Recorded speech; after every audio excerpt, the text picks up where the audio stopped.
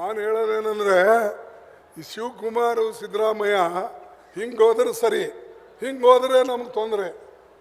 ಅದಕ್ಕೆ ನಾನು ಹೇಳೋದೇನೆಂದರೆ ಈ ಶಿವಕುಮಾರ್ ಸಿದ್ದರಾಮಯ್ಯ ಹಿಂಗೆ ಹೋದ್ರೆ ಸರಿ, ಹಿಂಗೆ ಹೋದರೆ ನಮಗೆ ತೊಂದರೆ. ಅದಕ್ಕೆ ನಾನು ಹೇಳೋದೇನೆಂದರೆ ಈ ಶಿವಕುಮಾರ್ ಸಿದ್ದರಾಮಯ್ಯ ಹಿಂಗೆ ಹೋದ್ರೆ ಸರಿ, ಹಿಂಗೆ ಹೋದರೆ ನಮಗೆ ತೊಂದರೆ.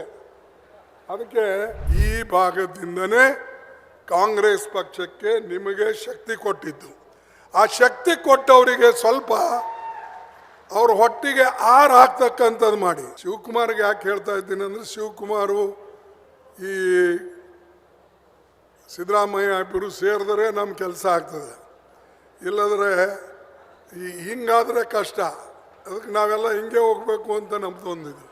ನಾನು ಹೇಳೋದೇನೆಂದರೆ ಈ ಶಿವಕುಮಾರ್ ಸಿದ್ದರಾಮಯ್ಯ ಹಿಂಗೆ ಹೋದ್ರೆ ಸರಿ, ಹಿಂಗೆ ಹೋದರೆ ನಮಗೆ ತೊಂದರೆ.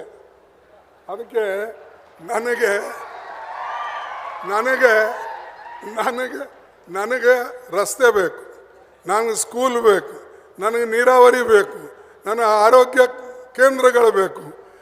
ನಮ್ಮ ಜನ ಭಾಳ ಮುಗ್ಧ ಜನ. ಹೀಗೆ ನಮ್ಮ ಓಲ್ಡ್ ಮೈಸೂರಷ್ಟು ಹುಷಾರಿಲ್ಲ.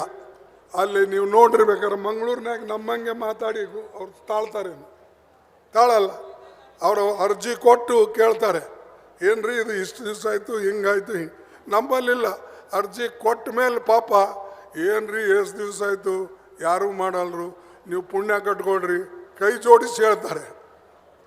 ಇಂಥ ಸಜ್ಜನ ಜನರಿಗೆ ನೀವು ಮೊದಲು ನೋಡಿ, ಆಮೇಲೆ ಬೇರೆಯವರು ಮತ್ತು ನಿಮಗೆ ಶಕ್ತಿ ಕೊಡೋರು ನಾವೇ. ಇಲ್ಲಿ ಇಷ್ಟೊಂದು ನಮಗೆ ಇವತ್ತು ಶಕ್ತಿ ಕಾಂಗ್ರೆಸ್ ಪಕ್ಷಕ್ಕೆ ಬಂದಿದ್ದು ಇವತ್ತು 5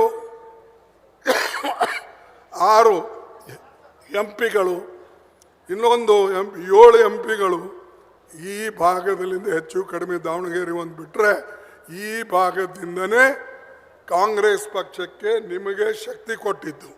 ಆ ಶಕ್ತಿ ಕೊಟ್ಟವರಿಗೆ ಸ್ವಲ್ಪ ಅವ್ರ ಹೊಟ್ಟಿಗೆ ಆರು ಹಾಕ್ತಕ್ಕಂಥದ್ದು ಮಾಡಿ. ಸ್ವಲ್ಪ ಪ್ರೋಟೀನ್ ಕೊಡಿ ಅವರಿಗೆ. ಅದನ್ನು ಕೊಟ್ಟರೆ ಡೆಫಿನೆಟ್ಲಿ ಎಲ್ಲರಿಗೂ ಒಳ್ಳೆಯದಾಗ್ತದೆ.